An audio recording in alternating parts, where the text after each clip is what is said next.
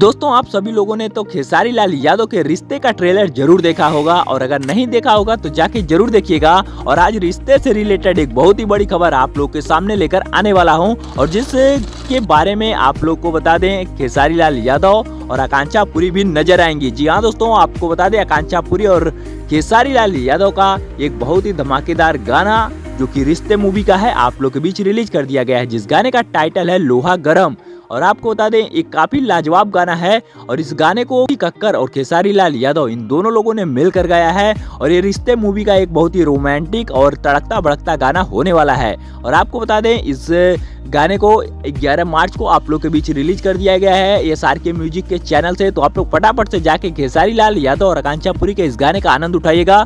और अगर आपको फुल मूवी देखनी है रिश्ते तो 14 मार्च को आपके नजदीकी सिनेमाघरों में रिलीज कर दी जाएगी। तो आप लोग जाके इस गाने का फुल आनंद उठाइए और हमें नीचे कमेंट में बताइएगा कि आपको ये गाना कैसा लगा। और अगर आपको हमारी वीडियो पसंद आई हो तो लाइक शेयर सब्सक्राइब करना बिल्कुल भी मत भूलिएगा, क्योंकि ऐसी तमाम खबरें सिर्फ आपको हमारे चैनल से ही बताई और दिखाई जाती हैं। तो हमारे वीडियो लास्ट तक देखने के लिए बहुत बहुत धन्यवाद।